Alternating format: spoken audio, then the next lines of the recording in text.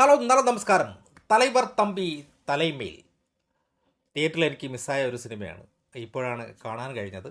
OTTയിൽ ഒരാഴ്ചകൾക്ക് മുമ്പ് റിലീസായി. ഓക്കെ, അതിൻ്റെ മെയിൻ പ്ലോട്ട് ഒരു ഗ്രാമത്തിലെ പഞ്ചായത്ത് പ്രസിഡൻ്റായിട്ടുള്ള ജീവ അവതരിപ്പിക്കുന്ന കഥാപാത്രം. അദ്ദേഹത്തെ ചുറ്റിപ്പറ്റിയാണ് കഥ നടക്കുന്നത്. ഗ്രാമത്തിലെ ഏത് പ്രശ്നങ്ങളിലും ഇടപെടുകയും പരിഹരിക്കുകയും ചെയ്യുന്ന ജയ എന്ന് പറയുന്ന വ്യക്തി അയൽവാസികളായിട്ടുള്ള ഇളവരശ്, തമ്പി രാമയ്യ എന്നിവരുടെ കുടുംബങ്ങൾക്കിടയിൽ ഉണ്ടാകുന്ന ഒരു വലിയൊരു പ്രതിസന്ധി ഉണ്ടാകുന്നു.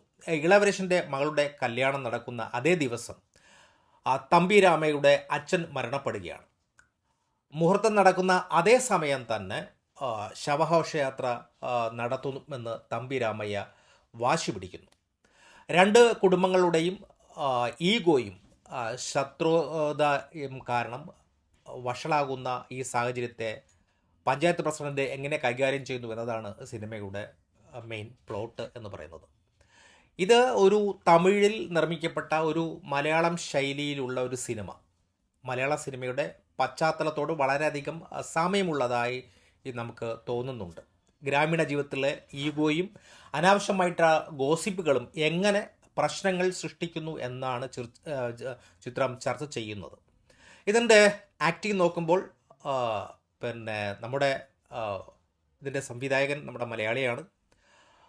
മലയാളിയായിട്ടുള്ള നിതീഷ് സഹദേവൻ, ഫാൽമി ഫ്രെയിം അതിൻ്റെ ഡയറക്ടർ.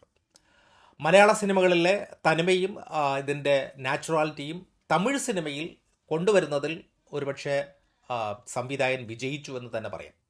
പിന്നെ ജീവയെ സംബന്ധിച്ചിടത്തോളം വളരെ കാലത്തിന് ശേഷം ജീവയ്ക്ക് ലഭിക്കുന്ന ഏറ്റവും മികച്ച ഒരു തിരിച്ചുവരവിനുള്ള ഒരു നല്ലൊരു സിനിമ. ഒട്ടും തന്നെ അമിത അഭിനയമില്ലാതെ പക്വതയുള്ള ഒരു പഞ്ചായത്ത് പ്രസിഡൻ്റായി അദ്ദേഹം നന്നായിട്ട് തന്നെ പെർഫോം ചെയ്തു എന്നുള്ള ഒരു പക്വതയുള്ള ഒരാളായിട്ട്.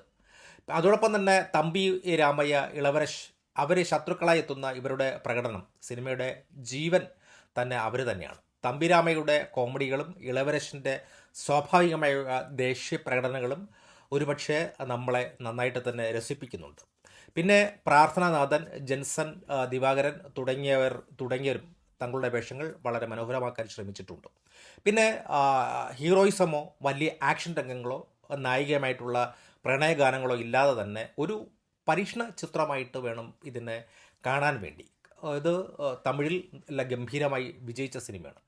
സിനിമയുടെ തുടക്കത്തിലും ഒടുക്കത്തിലും വരുന്ന ഓരോ ഡയലോഗും വ്യത്യസ്തമായ സാഹചര്യങ്ങളിൽ നൽകുന്ന ആ ആഘാതം ചിത്രത്തിൻ്റെ വലിയൊരു പ്രത്യേകതയായിട്ടാണ് വിലയിരുത്തപ്പെടേണ്ടത്. അതോടൊപ്പം തന്നെ കല്യാണ വീട്ടിൽ ശവം എടുക്കുന്നതുമായിട്ട് ബന്ധപ്പെട്ടുണ്ടാക്കുന്ന തർക്കങ്ങൾ, ക്ലൈമാക്സ് രംഗങ്ങളിലെ അപ്രതീക്ഷിതമായിട്ടുള്ള ആ ഒരു ട്വിസ്റ്റ്, സംഭവ വികാസങ്ങൾ, ആ ട്വിസ്റ്റ് വളരെ ഗംഭീരമായിട്ട് ഒരുപാട് അതിലെ തമാശകൾ, പിന്നെ അതോടൊപ്പം തന്നെ നാക്ലൈറ്റ് ടീമിൻ്റെ കലാകാരന്മാരുടെ കോമഡി രംഗങ്ങൾ, മൊത്തത്തിൽ ഗംഭീരമായിട്ടുള്ളൊരു സിനിമ. ഇതിൻ്റെ സാങ്കേതിക വശങ്ങൾ നോക്കുമ്പോൾ വിഷ്ണു വിജയുടെ പാട്ടുകളും പശ്ചാത്തല സംഗീതവും സിനിമയുടെ ഒരു ഇമോഷന് നല്ല രീതിക്ക് ഒഴുക്കിന് പറ്റിയ പശ്ചാത്തല സംഗീതം തന്നെയായിരുന്നു. പിന്നെ സിനിമ 2 മണിക്കൂറിന് താഴെ, 1 മണിക്കൂർ 55 മിനിറ്റ് മാത്രമുള്ള സിനിമ ഒട്ടും ലാഗ് തോന്നുന്നില്ല. പിന്നെ അർജുൻ്റെ ക്യാമറ, ബാംബ്ലൂ അർജുൻ്റെ ക്യാമറ വളരെ ഭംഗിയായിട്ട് തന്നെ അദ്ദേഹം ഇത് പകർത്തിയിട്ടുണ്ട്. പിന്നെ ഇതിൻ്റെ ഒരു പ്രശ്നം എന്ന് വെച്ചാൽ ആദ്യ പകുതിയിൽ ഈ കഥാപാത്രങ്ങളെ പരിചയപ്പെടുത്തുന്നതിനുള്ള ചിലയിടങ്ങളിൽ ആ ഒരു ഫ്ലോ അല്പം കുറവായിരുന്നു. പിന്നെ ഒരു കോമഡി സിനിമയ്ക്ക് വേണ്ടിയിട്ടുള്ള എല്ലാ സാധനങ്ങളും ഉണ്ട്. അതോടൊപ്പം തന്നെ കുറേ ഡ്രാമയുണ്ട്. മൊത്തത്തിൽ ഈ സിനിമ കുടുംബത്തിനോടൊപ്പം ആസ്വദിക്കാൻ പറ്റുന്ന നിലവാരമുള്ള ഒരു ബെസ്റ്റ് മൂവിയാണ് തലൈവർ തമ്പി തലൈമേൽ എന്ന് പറയുന്ന സിനിമ.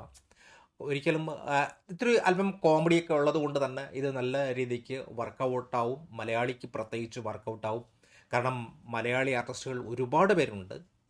തമിഴ് സിനിമയാണെങ്കിൽ പോലും ഇതിൻ്റെ സിനിമാ പശ്ചാത്തലങ്ങൾ തന്നെ ഒരു തരത്തിലല്ലെങ്കിൽ മറ്റൊരു തരത്തിൽ മലയാളികൾക്ക് ഇത് വളരെയധികം റിലേറ്റ് ചെയ്യാൻ പറ്റുന്ന സംഭവങ്ങളാണ് ഈ സിനിമ പറയാൻ ശ്രമിക്കുന്നത്. Okay, thank you.